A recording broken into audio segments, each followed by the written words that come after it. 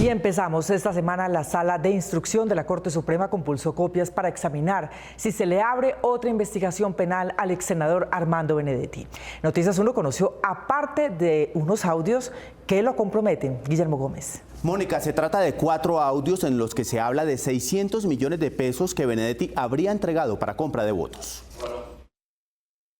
Esta semana, la Sala de Instrucción de la Corte Suprema decidió compulsar copias para que se abriera una nueva investigación penal contra el ex senador Armando Benedetti por compra de votos en las elecciones legislativas de 2018, cuando él aspiraba a ser reelegido senador con el aval de la U. Lo importante es que ustedes sepan la otra historia que ustedes han olvidado. Noticias 1 obtuvo en primicia unas pruebas fundamentales en contra del ex embajador.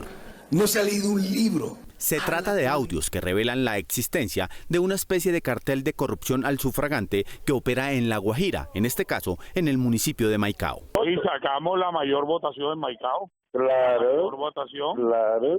Sí, primo, no, estamos aquí. Imagínate, Benedetti en Maicao invirtió 600 millones. Con los 600 millones de pesos mencionados por quienes hablan en la grabación, que son personas muy conocidas en la región y a las que, de acuerdo con sus afirmaciones, Benedetti habría entregado el dinero para asegurar que los electores de Maicao votaran por su nombre. El ex embajador y ex senador consiguió ese año 1.604 votantes. Esa cifra es la que figura oficialmente en los resultados de la Registraduría Nacional para el político barranquillero, que ha estado en boca de toda Colombia por el escándalo con la exsecretaria Laura Saravia. Cosas tontas. Una segunda grabación entre los mismos hombres identificados como Simón López y Luis Santolinés ocurrió horas después de cerradas las urnas y cuando aún no se había publicado la totalidad de los resultados de las elecciones parlamentarias de 2018. En esta ocasión, ellos repitieron la suma de 600 millones de pesos como la que presuntamente entregó el ex embajador. ¿Sabe cuánto sacó Benedetti aquí? Sí. 1.300 votos. Ah, bueno, ahí tiene. Y le dio 600 barras a los males. Según las hipótesis de los investigadores penales, la red de compra de elecciones está compuesta al menos en principio por 3 hombres y Benedetti se habría beneficiado de ellos. No es tipo más bruto que usted. Los audios en los que se menciona a Benedetti hacen parte de 16.000 interceptaciones telefónicas que se encuentran en un expediente al cual está vinculada la ex representante a la Cámara por La Guajira en 2018, María Cristina Soto, y quien también tiene abierto un proceso por compra de votos en la Corte. Velar para que ninguna mujer se pueda discriminar en el tema político. Otros parlamentarios costeños le habrían pagado al cartel de compraventa de votos de La Guajira y sus procesos están cursando etapas probatorias. Por ahora, la Corte Suprema analizará estos y otros audios y determinará si hay mérito para llamar a indagatoria a Armando Benedetti. El nombre de Armando Benedetti ha circulado mucho en los mentideros judiciales y políticos desde cuando estalló el escándalo de su pelea con la exsecretaria presidencial Laura Saravia. Víctor Ballestas.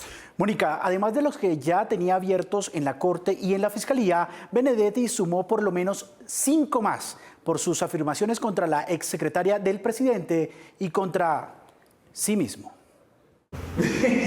El político barranquillero expetrista, exliberal y exmiembro del partido de la U está envuelto en una maraña tan abultada de procesos penales, disciplinarios y administrativos que difícilmente lo puede superar otro personaje público en Colombia. Lo más llamativo de su intrincada situación judicial es que buena parte de los casos abiertos en su contra o alrededor de su nombre ha sido provocada por él mismo con sus declaraciones que bien pueden terminar siendo autoincriminaciones. Le dieron un chisme.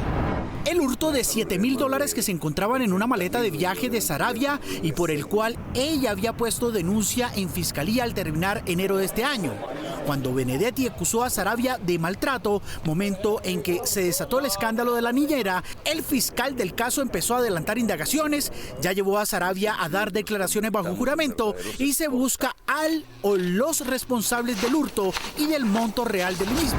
En este proceso penal se investiga a varios policías al servicio de la presidencia que tendrían responsabilidad en el uso ilegal de las pruebas de polígrafo a las que sometieron a la niñera Marelvis Mesa para determinar si ella había participado en el robo de su ex empleadora. Fue con relación a este caso que el coronel Oscar Dávila se suicidó. El tercer proceso se adelanta en la Fiscalía por las interceptaciones ilegales a los teléfonos celulares de la niñera Mesa y de otra empleada de la casa de la exsecretaria Saravia.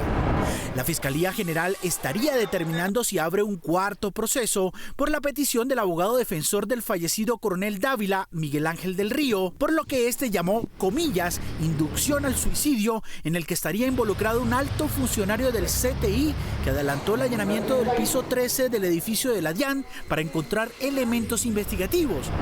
Y un quinto proceso, el más grave de todos por sus implicaciones políticas, es el que tiene que ver con la presunta financiación ilegal de la campaña que llevó a Gustavo Petro a ganar la presidencia y que su ex embajador Benedetti calculó, sin dar ninguna prueba, en 15.000 millones de pesos. Hoy se supo que hasta el conductor que recogió en su casa a la niñera para trasladarla a las salas de polígrafos también había sido empleado de este político, así como lo fue la propia niñera.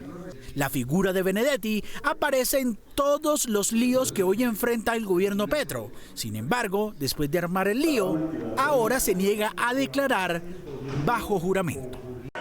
No obstante, el embajador en Venezuela, Armando Benedetti, estuvo a punto de dañar el papel de Colombia en el diálogo en Venezuela. Llamó con una palabra gruesa y grosera al jefe de la oposición. Pidió perdón por lo que dijo, porque según explicó, ese día venía picado de culebra.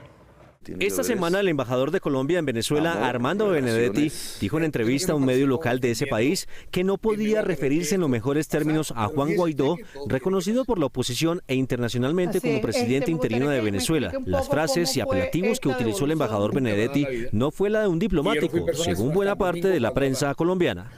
Yo medio soy persona, veo que Guaidó me atacó. Y este huevón, ¿por qué me va a atacar? O sea, ¿qué es lo que le pasa? Entonces yo venía picado de culebra y cuando yo llegué aquí a Caracas dije que él no era nadie. Y como siempre me pareció un pendejo, no ahora, sino cuando era senador. La declaración de Benedetti molestó a la oposición venezolana, que lo criticó por intervenir groseramente en la política interna de ese país.